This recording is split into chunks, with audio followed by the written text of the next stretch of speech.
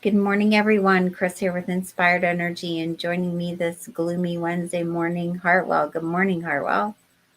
Good morning, Kris. Good morning, everyone. Yes, so this morning you've chosen a different topic for us. Um, just wondering if you can tell us a little bit about that. And I don't know why I have something else on my screen here. There we go. It's like, Yes. Today, the transiting sun is in gate 2. And gate 2 also happens to be one of the 4 energies of my incarnation cross. So, what I wanted to illustrate today, as best I can, is how we can use our individual placements to understand our personal mythology. Because we've spoken about this a bit before, mhm. but we haven't really dug into it. So I thought I thought it would be good to give a extended example or a more detailed example of how that might look. Mhm. Right on.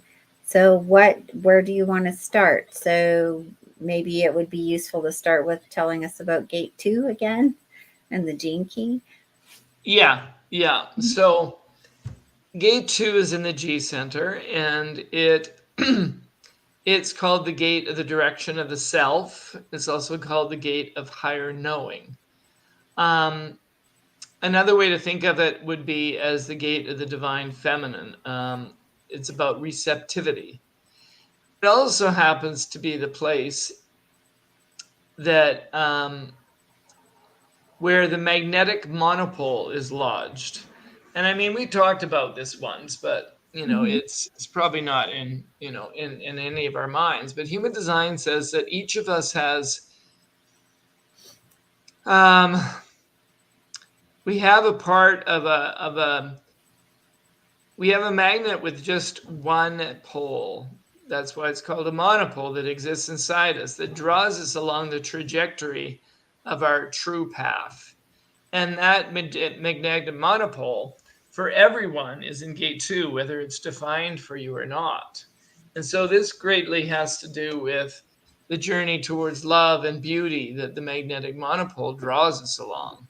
It's kind of Hmm. like saying that if you're on some kind of a monorail or LRT system, the train is following the track. You can't veer off the track. So the Right. magnetic monopole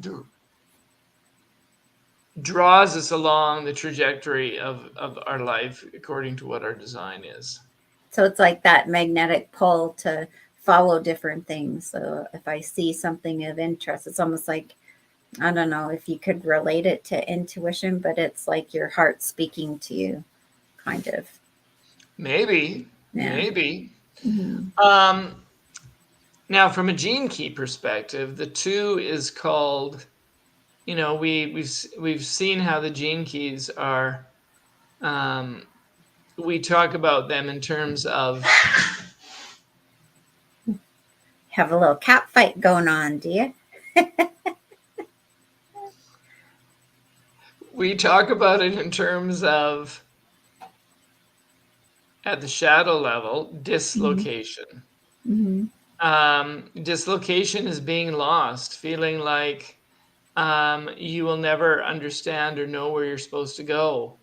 The fear that we will destroy ourselves, that humanity has lost its way. So the Hmm. shadow level dislocation is that great fear in all of us, and in me in specific, because we're talking about me as an example.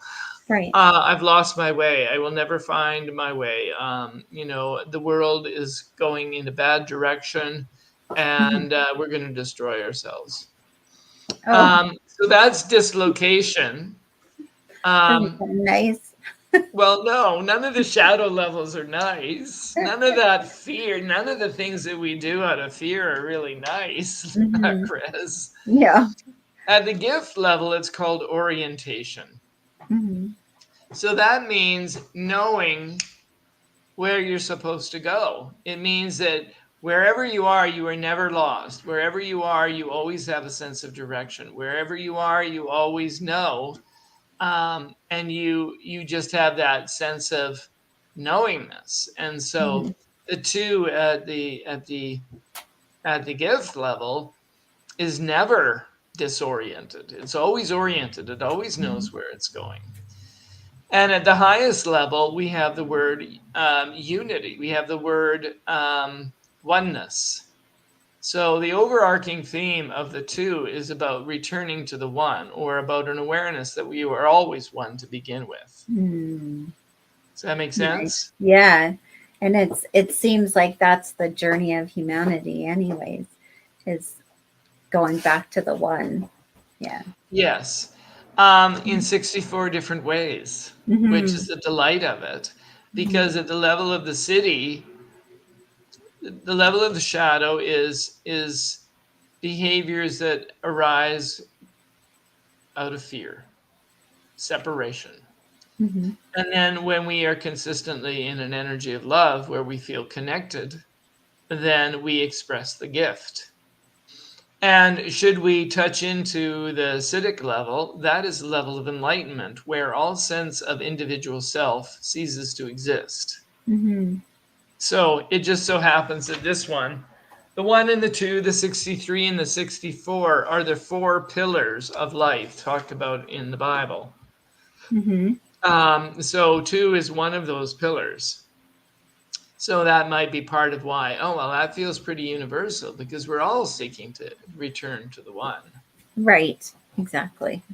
On a mythological level, the Star of Bethlehem is kind of is one of the things that you would point to as a representation of the energy of this gift. It's that promise of alignment, the promise that that we are being drawn to and moving towards a brighter future. So the one does. It's all about receptivity. It's all about when you're in the gift level, it's about drawing synchronicities into your life. Right. Um, and It it's would about just be, that's what I was saying. Yeah, about the intuition. So like you're walking along and, oh, there's a book that I need to read. Oh, there's so and so across the street. I was just thinking about them and I need to do something with them. So, like you're always in alignment, like everything lines up for you. yes. Yeah. And you realize or have that experience that there's a purpose to everything behind existence. Yeah, exactly. Everything has a purpose. Everything feeds into the one. Mm-hmm. So right now I have 2 cats, where I usually just have one, but I'm house sitting a cat. So interesting, that theme of 2. Yeah. And they're in a rough play mode right now. I think they're playing mostly, but Yeah. they're getting a Yeah. little feisty. Yeah. So how have I felt? Like, how do these play out in your life? How do you see these energies becoming, real to you? Yes. So let's talk about the shadow first. Mm-hmm. Dislocation. So when I was a kid, my parents went through a divorce. My mom was in the hospital with a nervous breakdown. And I lived in a small country town, and we lived on a farm outside of town. And so my sister and I had our bikes, and we were given the instructions to bike home. It was like 6 miles on a bike. That's not too much, even though we were just little kids. But there was this place that there was this fork in the road that potentially could cause confusion. And it was the non-standard way to go home, but it was shorter. So I decided, as the older brother, we would take that. Mm-hmm. We would go there rather than the completely brainless, okay, we do this like 50 times a week kind of path. And I insisted that the wrong fork was the right one. And I bullied my sister. It's like on some level I knew it was wrong, and yet I had the idea that it was right. And so so we got lost, so to speak. Although all we would have to do is backtrack and take the other one. But it was one of the most traumatic experiences of my life. And it was probably because partly I was emotionally upset from seeing my mother in the hospital not doing well. But it was a very, very traumatic experience for me. Another time we were on the way back, my father was a member of parliament, and we decided to take a cross-country train trip back from Ottawa back to Alberta. Mm-hmm. And I fell asleep in the day car. And when I woke up, no one was there. So they had all gone back to our sleeping car, our berth, or whatever it's called. And I had been left alone sleeping in the day car. And I thought that I'd been abandoned on the train. So that was Mm-hmm. another very traumatic experience for me. I thought they had just forgotten about me, that I wasn't important and that I had been left. Mm-hmm. Um, so those couple experiences were very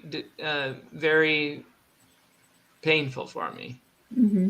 Um, and consistently, I get in these periods, where I feel lost. I feel like I don't know what the plot is. Mm-hmm. It's kind of like, does my life have a plot? Is it just this random series of events? And I get in these moods where that is very much, I don't really feel that. Mm-hmm. And I mean, each shadow has a polarity. There's the repressed polarity, and there's the angry polarity. And the Mm-hmm. repressed polarity for this one is um, lost. So I mean, Mm-hmm. we spoke to that already. Mm-hmm. When you are repressed and fearful, then you're lost. Right. Now, when you're angry and in the Mm-hmm. fear energy, the end word for that is regimented. So Mm-hmm. wanting to control everything, wanting to have everything boxed up so that you Mm-hmm. don't feel lost. And Right. I mean, for in my adulthood, when I got involved with the yoga community, I did a spiritual practice every morning between 4 and 6 a.m.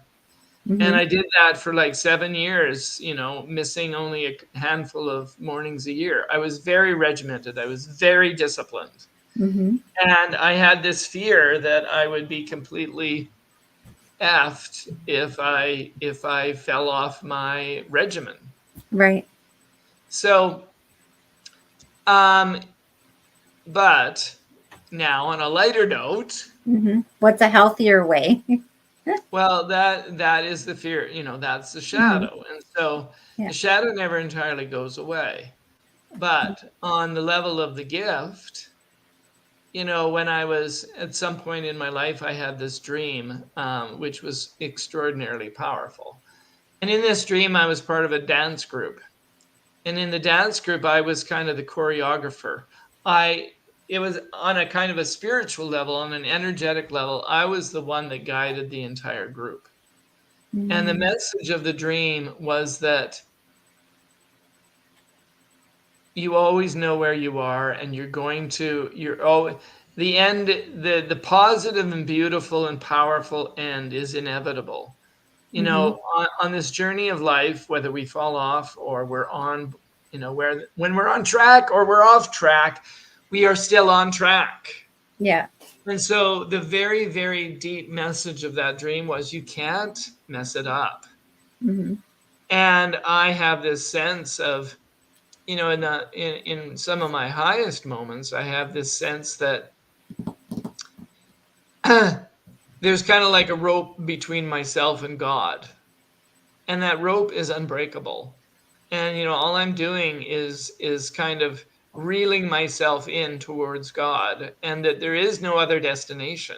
Mm-hmm. And it's as real as it can feel when I'm lost. It's as real, the sense of it's impossible to be lost. Mm-hmm. It's impossible. And I know exactly the end point. The end point is God. The end point is unity. And there's Mm-hmm. no way that I'm going to miss it. And often when I am counseling people, through the various modalities that I do, tarot and numerology and astrology and human design, I can sense where people are going in their life. I Mm-hmm. can sense what the end point is for them. So, um, there is this deep realization in me of both, I have that experience of being lost. I have the experience of being fearful, obviously. but I also have the experience of being found. It's like Mhm. that song, the song "Amazing Grace," the classic. Um, Mhm. it's impossible to be truly lost because the only reality in the universe is God, Mhm. and so the only difference between the two is the level, the level of vibration that I'm managing to hold. Mhm. Whether And you're yet, in whether you're yeah, in shadow and, or not. Yeah. and yet, as enlightened as we, even if we're really enlightened, even if we're really on track, we're still going to feel our shadows sometimes. Mhm. But the whole point of sort of my illustration here is that this gene key, the number 2, which is part of my incarnation cross, it's my design, it's my personality Earth, is absolutely real to me, and it is shaping my life from the energy of it. And I think hopefully I've given enough examples for you all to kind of understand, oh my God, that is a very real and visceral experience for me. My life is shaped by the 2, as it is shaped by others as well, but it is shaped by that one. So then what is the significance to being aware of where the sun is on any given day? Well, of course, the sun moves through every gate in a year. It spends Mhm. about 5 and a fraction, between 5 and 6 days in each gate. Mhm. So it's just a way for it can be a powerful meditation if you're interested in understanding all the various energies of life, to know where Mhm. the sun is on any given day, and even to know what line it's in. So Mhm. today I think the sun is in gate 2, line 6. A line 6 day is a line for looking at the overview of things, the vision of things. It's the Mhm. 6 sees things from the mountaintop. Mhm. So it becomes, you may or may not feel the 2 in your own life. I mean, if you have it in your chart, you may feel it. If you have the 14 in your chart, which is opposite the 2 and creates a channel with it, then when the sun goes into gate 2, you might feel an effect from having that channel temporarily defined. Mhm. So it's like a contemplative tool, Mhm. and it's like, and that's kind of the usefulness of it. Mhm. So Um, is there anything else that you want to say to wrap gate 2 up and the sun in gate 2 right now? well, I would also ask you that if you have any questions for me or comments or thoughts on what I've said. Well, I don't know. I think everybody has felt lost at some point in their life or not. Whether it has to do with gate 2, I'm not sure. But I don't know if that's us interacting with other people who have gate 2 that makes us feel that way. But yeah, I just think we're always seeking anyways, right? Well, you make a good point. I Mhm. mean, the 2 doesn't really seek. The 2 just aligns with what is already there.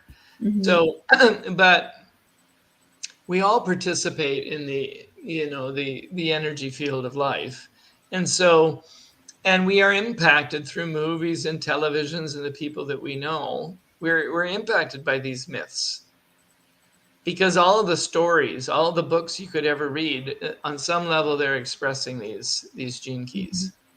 So yes, everyone will have their own experience. It's just it'll be central to some people's story and not to others.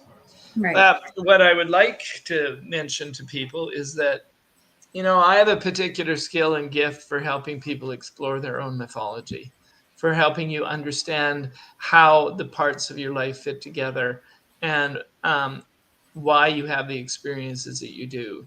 So, through human design, through astrology, through counseling sessions around this, it can be a very powerful thing for you to get more insight into your own personal mythology. Mhm. So I'm available for that. You're ready to be of service. Yes.